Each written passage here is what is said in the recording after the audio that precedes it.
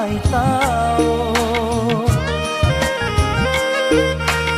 তোমাৰ মৰম খনাহি